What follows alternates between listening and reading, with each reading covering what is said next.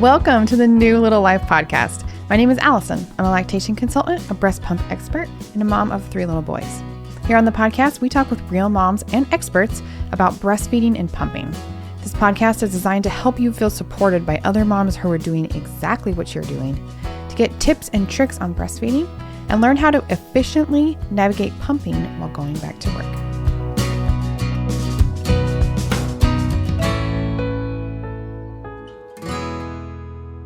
All right, welcome back to the New Little Life podcast. Today's guest, I am really looking forward to diving into an in-depth chat with her. Sometimes on this podcast, especially in season 2, we have some working moms sharing their story, and we've had a few professionals and businesses kind of sprinkled in there as well. Today, we have a really good mixture of both. This is Lori Mihalich-Levin, JD. She believes in empowering working parents, which is just exactly what I'm doing. So we're going to have a good chat today. She is the founder and CEO of Mindful Return, author of Back to Work After Baby, How to Plan and Navigate a Mindful Return from Maternity Leave, and co-host of the Parents at Work podcast. She's a mama to 2 wonderful redheaded boys, ages 9 and 11, and is a healthcare lawyer in private practice. Her thought on leadership has been featured in publications including Forbes, The Washington Post, New York Times Parenting, and Thrive Global. Welcome, Lori. It's an honor to have you, really. I'm so excited to be here with you, Allison. This topic of working parenthood is one I care deeply about and know that we are compatriots in wanting to support working parents. This is going to be a great episode to check the show notes. We're going to have all of the things that I just mentioned about Lori down there, as well as New Little Life stuff. It's all geared toward working parents and making that a little bit easier. So, Lori, why don't you just start out and telling me a little bit about yourself, how you came to this point in your career? Just dive in. I'd love to know. Sure. So I like to say that I wear 3 main hats in life now. I know as working parents, we wear like 712 hats every day. Mm-hmm. Yep. But the 3 that I wear right now are as mom to my 9 and 11-year-olds. So I've been at this working parent thing for like a decade. My oldest just started in middle school.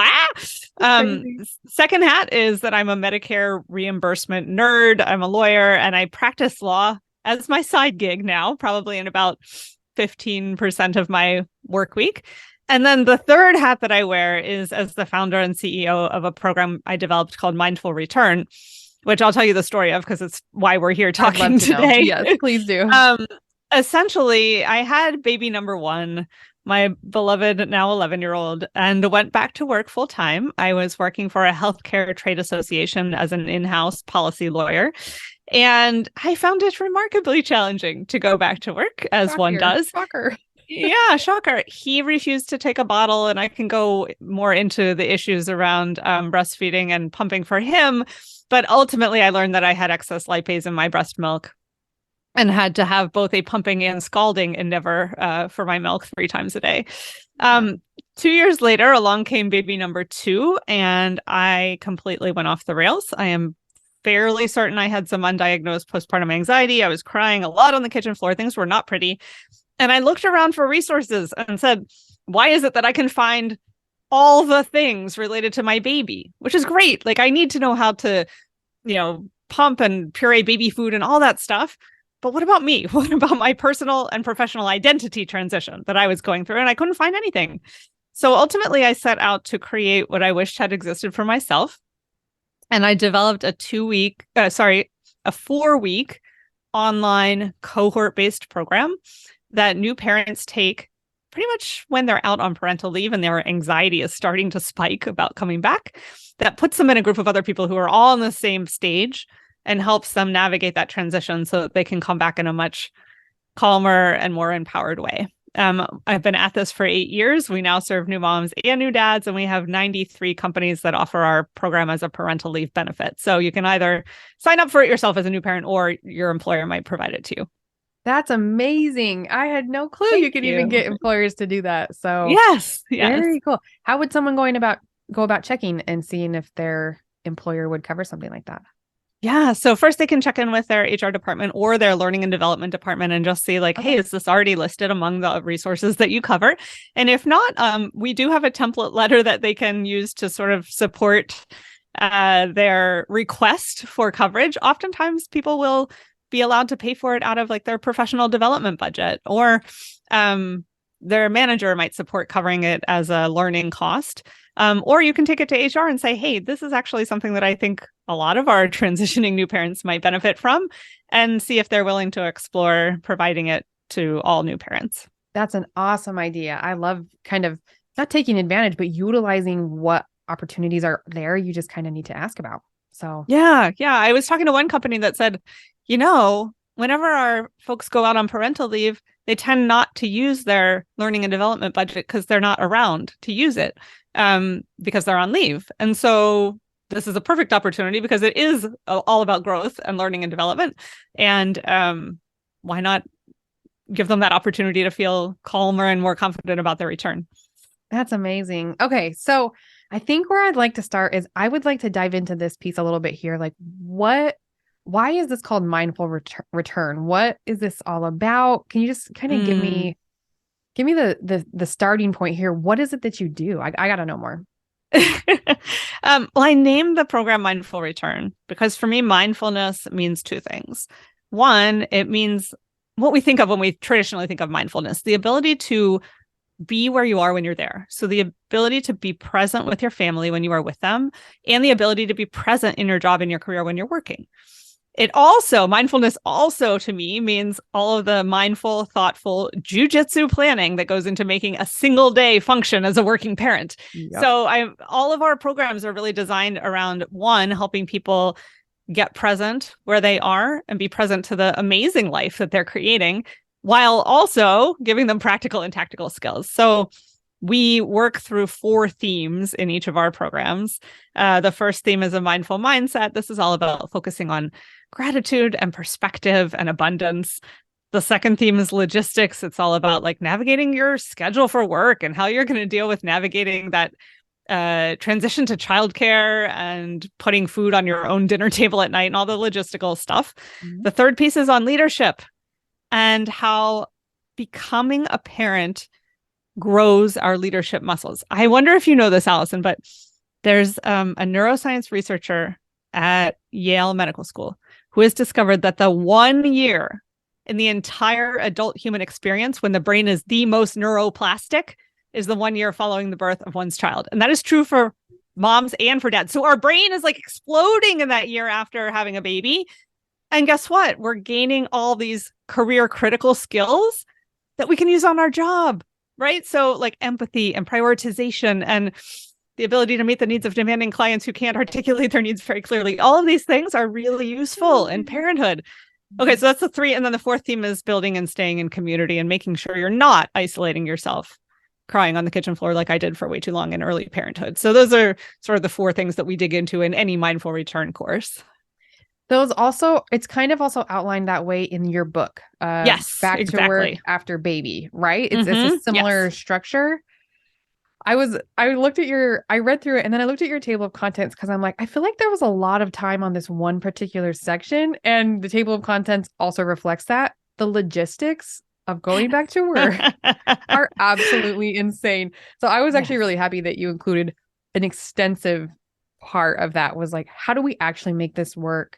And then the other parts around it were really, now how do we come to terms with some of these new roles that we're in and this new schedule and this the new normal?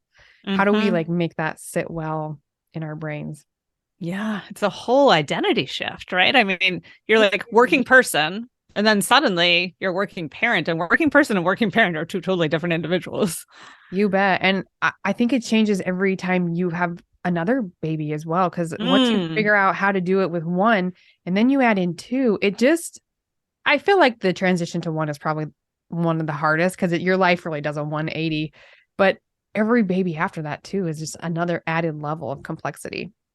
Yes, we say in our household that 1 + 1 = 85 for us. Yeah. That's what it felt like anyway. Yeah. I think in terms of like learning how to breastfeed and do all the things related to keeping a baby alive was definitely harder for baby number 1. But for us, it was just like the toddler plus the baby.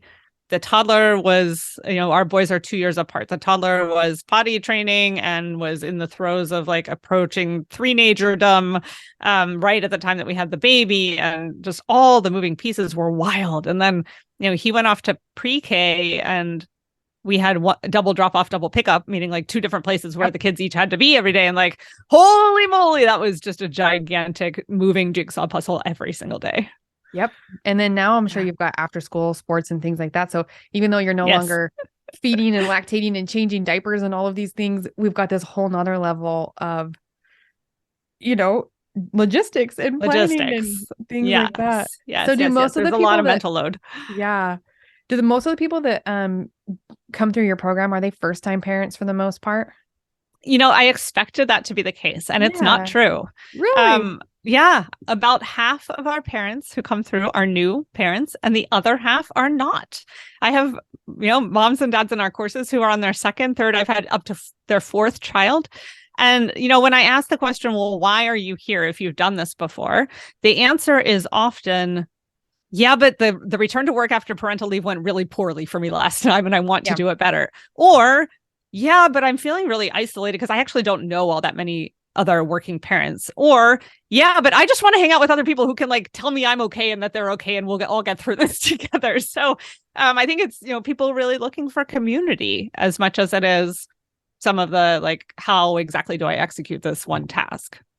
That's interesting that you say that, because I find that exact same thing in my program, which is specifically geared around pumping for working moms. So how do we it is heavy in the logistics department. How do we actually like put this on and make this work? But also how do we adjust our mindset to this new normal? Because most of the moms I work with are breastfeeding and pumping. So they kind of have the best and the worst worlds of both of those areas. Yes. And so how do we adjust our mindset to say like, look, if you're breastfeeding at home, pumping at work, this is actually the normal. Like, we're not going to be having tons of extra milk. I expected a lot of first-time moms who just were like, I don't know anything, sign me up. But I bet it's about half. And for the same exact reasons that you said, it went really badly the first time, or they just feel really lonely and want to make sure they're doing it right and want some other people to talk to that are in the same boat. So I bet my statistics are almost exactly what yours are as well. That's reassuring. We all just need help. That's the bottom line. I know. Oh my goodness. Okay. So this really sparked because of your story and your experience going back to work. Is that right? Kind of where you shifted your business model? Yeah. So, it was after my second child arrived in the scene, and I was in this really dark place that I quipped to my husband, who he's an MBA entrepreneur type. I'm a lawyer, risk averse type. And I was like, there should be something out there that, really helps with the transition. And I took an online course myself called the Abundant Mama Project. I don't think it exists anymore, but it was run by this woman named Shawn Fink, who's still a coach in Pennsylvania. And it was an online cohort-based course for moms who had kids of all different ages, all about finding the abundance in life instead of the gratitude. And I said, oh my gosh, we need something like this, but we need it for that transition back to work after having a baby. And my husband looked at me and he goes, what are you going to do about it? And I was like, oh gosh, darn it. I guess I should do something about it. And so I sat there and, my hands were shaking, and I started my first blog post that probably nobody ever read, but you get scared when you're starting to put ideas out into the world. I know. And then I started a working parent group at my office. That was sort of my next step, because I looked around my office and said, holy moly, this might be a family-friendly workplace, but nobody's talking about this return to work. And I had mom after mom come into my office and shut the door and burst into tears and say, this is so hard. And why is it hard? And I don't understand. And I didn't know it was going to be like this. And anyway, so that's sort of what motivated me to start Mindful Return. And I started it as just a little side gig, 20 minutes a night, and ultimately shifted it over time to what it is now. But slowly by slowly, over an 8-year period. We have such similar stories. Mine was the same. It was really hard going back to work after my first baby. I could not make pumping work. And eventually I'm like, more moms need help doing this, and I can do this. I have these skills. We'll just start it slow. And now it is where it is. So I think all good things start from a place of going through this first and really relating to the people you're trying to help. Was there anything that you found that kind of helped get you out of that slump, or maybe changed your mindset on how you viewed some of the really difficult parts of work as a young working parent? Yeah, it was definitely the Abundant Mama course that I mentioned.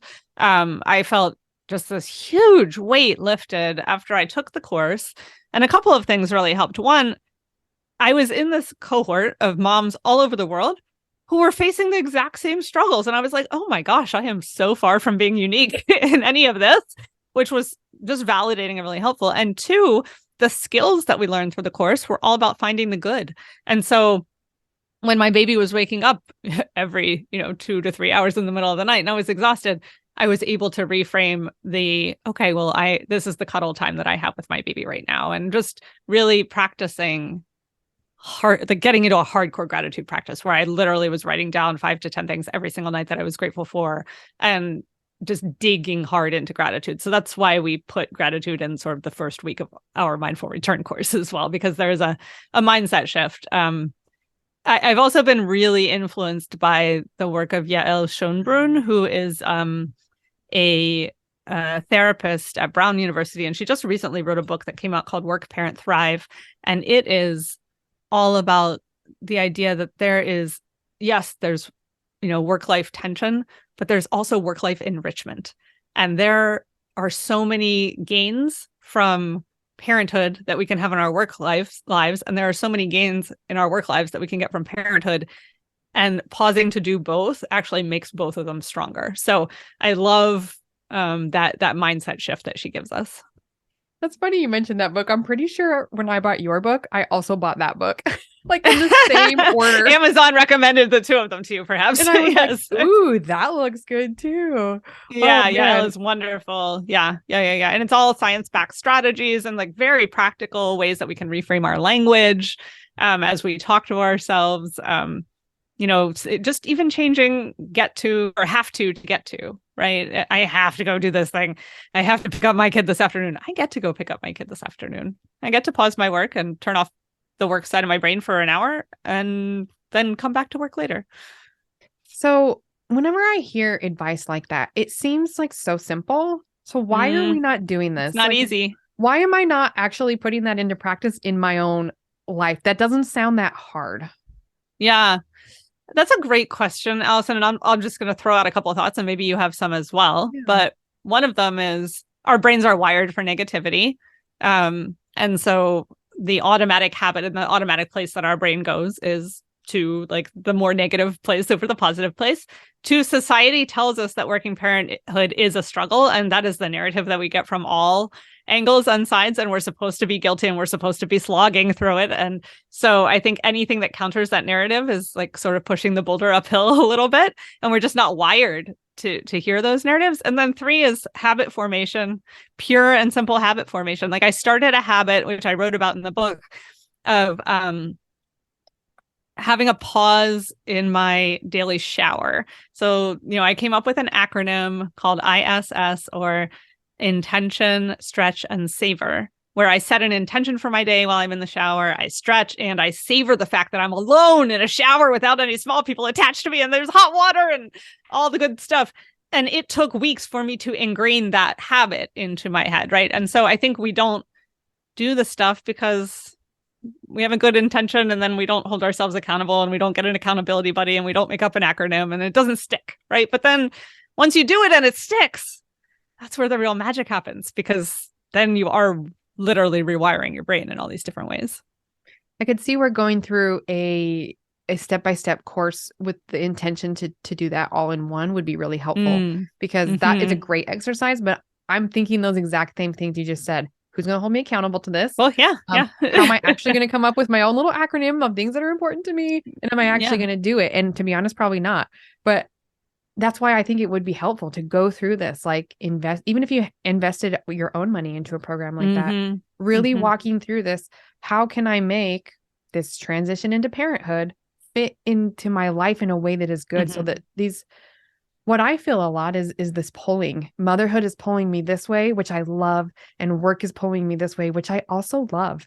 And to be able to find the times that I've been happiest is when I've been able to have those stop pulling at each other, and they're just harmoniously living together, right? But that's not an easy place to stay. And I feel like that just having a more mindful life would be so helpful in a lot of areas.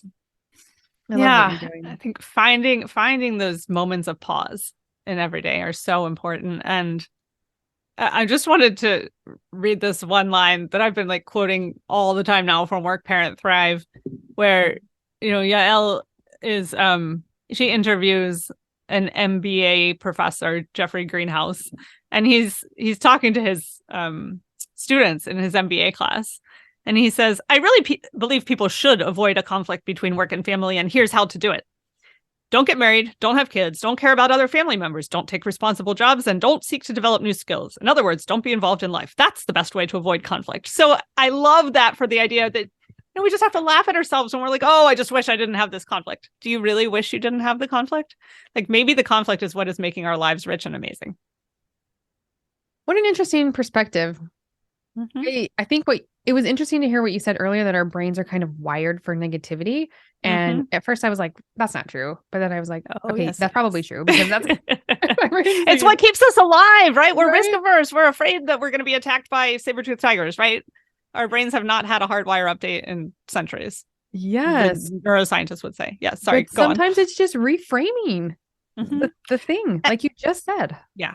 And I don't mean to discount the fact that our society, our culture is not set up to support working parents. And I don't mean to discount the fact that it is huge that we don't have paid leave in the United States. It is huge that a lot of our enterprises were built for single men or men with wives at home who took care of the family. Like, I can't get away from the fact that our systems are messed up. Yeah. And there are things that, while we are living within a messed up system, we can do to help ourselves feel a lot better. I am so happy you said that. I've said this on my podcast before, but we just came from Europe because we're military. So we were living over there for 3 years. I worked heavily with the NATO community. So there was like 33 countries, and moms from all over would come, and I helped teach the childbirth classes and did some breastfeeding education, little doula work there as well. It was shocking to hear their maternity leaves that their countries provided them. I hated the United States after talking with these mothers. Unreal. They would get years of paid parental leave at 80% of their wage. And there was other sacrifice. Don't get me wrong. They had higher taxes, and the government was more involved in their lives. And so it was a trade-off for sure. But oh my word, these parents could stay home. Often it was the mothers, because they were the ones feeding the baby, and be paid for it and go back to their career when they were ready.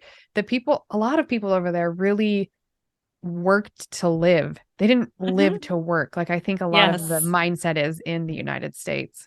Yes. I lived in France for a year between college and law school, and definitely noticed you felt that difference. Too? Absolutely. And I am certain that it really sort of affected how I approached the law upon my return, because I had much more of a, I'm going to live and not die working mentality, which was not the case for many of my law school classmates.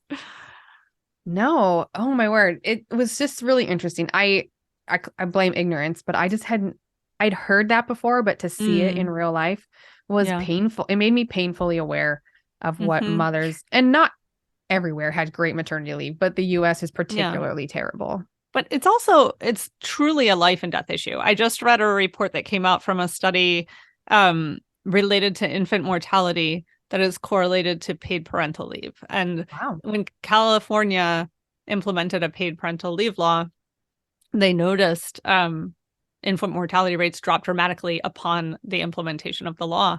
And so there was an estimate that the study came out with just last week that said we would save 1,000 babies' lives if we had 3 months of paid parental leave across the United States. 1,000 lives a year. Like, I mean, it's, I don't have words for how awful some of our parental leave systems are. Really unsupportive of goals. And in my field, where we're really focused on lactating parents, they just changed the guidelines and, recommended up to 2 years of infant breastfeeding milk. And how are parents supposed to do that? We can't. Double-edged sword there. Like, thank you for the permission. And holy moly, we can barely make it to 3 months. So what are you talking about? Absolutely crazy. Yeah. I noticed in your book, you did tackle a little bit of pumping, breastfeeding, stuff like that. Let's dive into that a little bit. I know you mentioned that was a particularly difficult part of your own journey. For parents that are also lactating, and trying to deal with that at work. What are some of the hardest parts of going back to work after maternity leave that you've kind of come across working with parents? Yeah, I'm happy to dig into those and also to share any part of my personal story that would be helpful. But I think one of the big issues is clearly just the time, right? The blocking the time, often the ability to block the time is the carving of a boundary. And in order to carve a boundary, you have to communicate about that boundary. And to communicate, you often have to feel comfortable broaching a subject or feel comfortable about talking about it. And there are many workplaces where it is not normalized to be talking about breastfeeding, and breastfeeding is taboo. And oh my gosh, people's faces are going to turn red, and how dare we talk about breasts? And so there's just like that cultural stigma that I think people are overcoming. There are, demanding jobs that make it near impossible for people to take those breaks. There are workplaces that aren't set up physically or culturally to support it. There are laws now that require an employer who has 50 or more employees to have a designated non-bathroom clean spot for an employee. But I think there's just a general lack of understanding, especially a general lack of understanding by a lot of male leaders who often run a lot of organizations. I remember when I was pumping and, had just recently started the new working parent group, and our office moved from one location to another.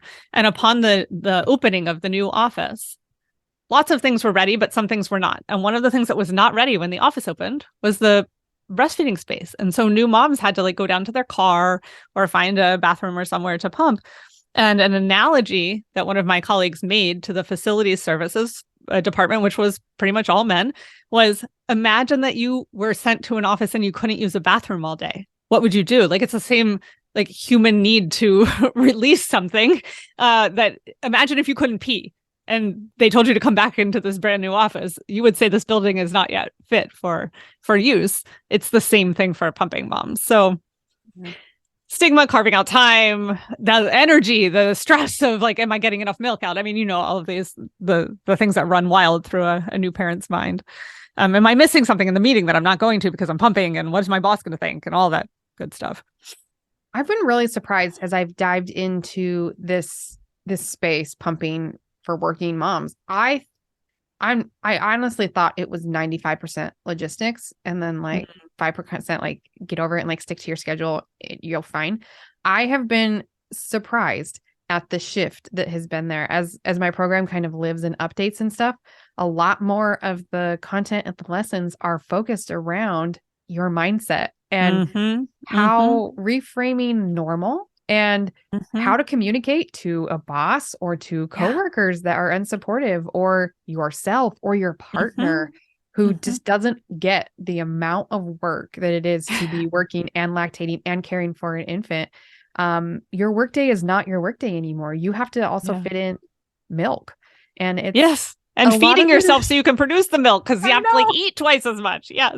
But also produce the same amount of results in the workplace as you were previously with less time and less brain space. That's a lot to manage. And I get it from the employer standpoint. It's not my problem that you're lactating. The work still needs done, but also this is life. And I wish there was just more understanding, for one, of the need of a good, solid, positive mindset, or maybe not even realistic, a realistic mindset. Yeah. When I do, not to interrupt, but I do manager training. And what I tell the managers is it's a normal human thing to do to eat.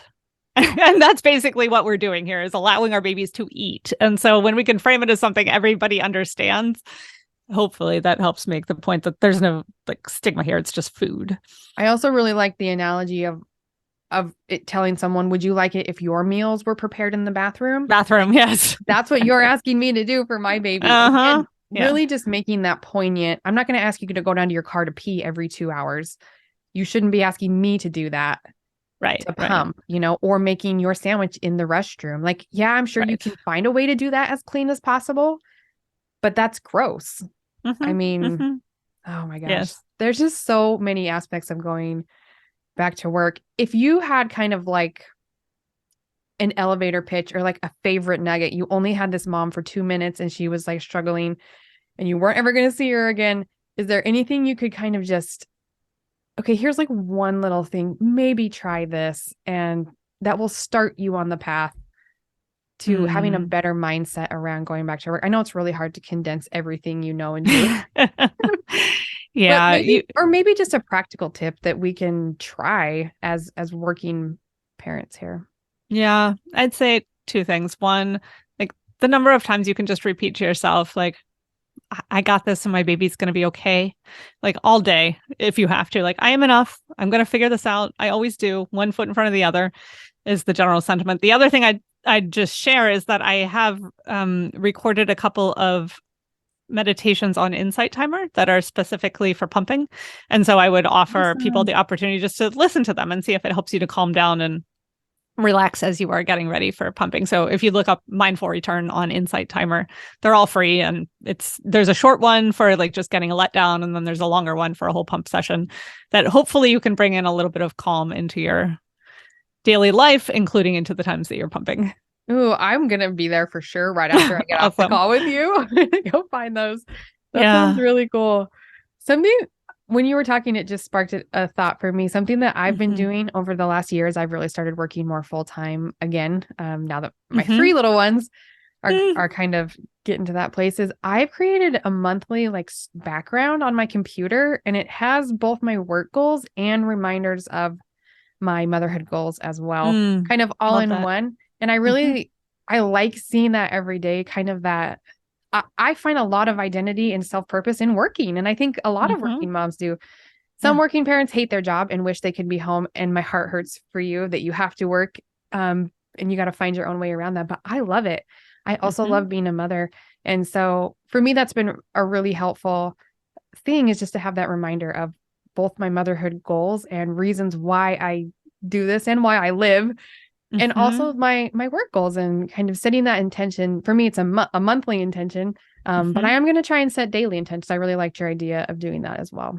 Yeah, multitask the shower. It's like the safest place to have some cordoned off time. I love the idea of having those goals visible and in front of you. For a long time, I had a password on my computer that was tied to a reminder of one of those goals. I read that in your book. That is such a clever idea. Without telling us your passwords, can you give me like an example of what something like that might be? I mean, like if you could do a "you are enough" with a U and a little R and E and UF or whatever. Just something that like is a mantra to remind yourself not to compare yourself to the rest of the world, or, the Teddy Roosevelt quote, "Comparison is the thief of joy," is like my go-to mantra in working parenthood. So if you can figure out how to turn that into a password, I mean, by all means. Share it with all of us too, so we can all use it. And then, I mean, it's probably not the most secure thing ever, but I love it. Yeah. I have already learned so much, and I'm actually going to go dig through some of your stuff and maybe even go through your course myself. It sounds really helpful, not only as a working parent, but also just for life. As we kind of close up, what are some of the benefits you found of keeping a gratitude journal or being really mindful of gratitude in your life? I would love to kind of end on that happy, positive note. What benefits have you seen? Oh, I love that. Yes. And we are recording this in the week that is Thanksgiving in the US. So it's also totally appropriate. So some of the benefits of gratitude journaling, I mean, I think it's helpful even just to think about gratitude, but I think it really cements it into your mind and your soul when you write it down. Include, for me, when I did it at night, being able to fall asleep faster, because my mind was in a much better place. It had the effect of turning off the to-do list and reorienting my brain in a calmer direction for sleep. It had the benefit of really reframing things in my day that maybe I wished had gone a different way. And it serves the purpose of being a really wonderful historical tool to go back and look at. Like I can look and see what what sweet little thing my kid said when he was 3, or, what I was thinking about and really treasured at that time in my life. So it's sort of a written record, a chronicle, if you will, of the good things as well. So lots and lots of benefits to the gratitude practice. The logistical part of me really wants to know like how you go about doing that. Do you just have like a notebook that you have that's just for that? Plain old notebook just for that next to the bed with a pen. Yes. And do you have a number you shoot for every day? Like I got to write down at least 5. Okay. Yeah, I would shoot for 5, but you know what? Like, don't stress about it. And if you have the same thing that you wrote yesterday, great. But you know, you can dig. I suspect there are many things when you start thinking micro, like how was that panini sandwich that you had for lunch? And what about the kiss that your little one slobbered on you right before they walked out the door? Or the fact that like you actually had 2 minutes and you swept up the kitchen floor. So now the Cheerios are gone. You know, I mean, they can be little tiny things. It doesn't have to be, oh, I'm grateful for some massive change that just happened in my life. I like that because sometimes I get overwhelmed. Like I have to come up with something new or something big, you know, but even just writing down something cute that my little one said that made me smile. I like that you've given me permission that that's okay to write. Oh yeah, absolutely. You know, I think as a type A working mom, which I think a lot are, you just kind of like micro kind of get into these rules. Like it has to be this way, but just kind of give me permission that no one's going to check this and like grade it. So no, not at all. And, you know, bonus points, if you can share 1 or 2 of those things with someone else in your life. Like, can you say to your partner as y'all are going to bed, like, hey, I just wanted to share with you that like this really silly thing that our 3-year-old said. You know, there's a principle in positive psychology called capitalization, where when you share your wins with other people, it actually like exponentially magnifies the effect for you. So it's cool if you sit and write in a gratitude journal. It's even cooler if you can share a couple of those things that you're grateful for with someone in your life. I think when this podcast episode airs, I'm going to make a post on Instagram and ask everyone listening, if you've made it this far in the episode, to go and share with us something that you're grateful for, even if it's silly or little. And I would really love, I'll tag you there too. So hopefully we can both see their running list. I would love to know from you listeners, like what is a little something that you're grateful for today? It does not have to be pumping or parenthood or anything related, but anything. I think that would be a little fun. We'll do that and we'll link it in the show notes so you can find it easily. So love that idea. Yeah, we'll publicly use capitalization to help ourselves feel a little better on social media. We're gonna make this work together. We're all gonna get there. We are. I think we're enough people thankful. I'm grateful for the digital age. Like we have people like you and me who have been through some hard things. We've learned a lot along the way, and we want to make it easier for others so they don't have to go through it quite as hard the first time. And we also have the avenues to help do that. And I'm grateful for that I don't have to go pound doors and find you guys. You can find us online and get the help and support that you need, even if it is virtual. And then that can give you the confidence to go out in your own community and find real life physical friends and support too, So I love that. Is there anything else you'd like to share with us before we end today? Just any last thoughts on, we're talking specifically to working mothers here on this podcast. What would you like to share with them as some final thoughts? Yeah, that there's a big, wild and wonderful community of working parents out there who have your back and who know what you're going through. And so if you're ever sitting there feeling isolated and feeling like you are the only one who is experiencing X and no one understands this thing that you're going through, just know that you are absolutely not alone in any of this. We've all had that same exact thought. If I can just share one tiny quick story along those lines. A couple of weeks ago, my youngest son, had worn his costume over the weekend and Halloween fell on a Monday. And so by the time Monday morning rolled around, he was not so interested in wearing it. And he got a little, antagonistic and said, I don't want to wear this costume to school, even though students were wearing the costumes to school. And I said, that's okay. No worries. You don't have to wear the costume, but maybe throw it into your bag in case you change your mind. So put it in your backpack. And he was stomped out of the house and said, no, I'm not putting it in my backpack. So I got over to the schoolyard, right, where I'm dropping the kids off in the playground. And I kid you not, there was a mom standing right at the fence with a bag in her hand saying to her daughter, well, just put it in your backpack in case you change your mind. And I was like, nothing that comes out of my mouth in parenthood is unique. Absolutely nothing. So to me, it is just very reassuring to know that like we're all totally doing the same thing. We're all having the same struggles and we should just stand in solidarity with that. Isn't that funny? I come across that very, very often too, that someone will have a struggle or concern or a thought that I have had many, many times. And again, I'm not unique and you're not really either. And we're all like doing the all just same human. exact thing. Yes. This is we like are all humaning.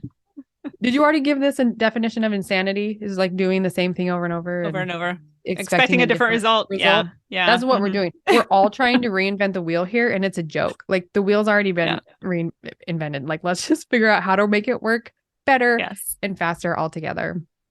Indeed. Yeah. So Lori, we're all in this together. I know. I have absolutely loved this conversation today. Thank you so much for sharing. I actually wrote down some notes while we were talking of a few things that I'm going to implement in my own life because this is we never stop learning. You know what I mean? I think it can be easy to see professionals, especially teachers and educators like you and I, like we've got it all together. We know all the answers.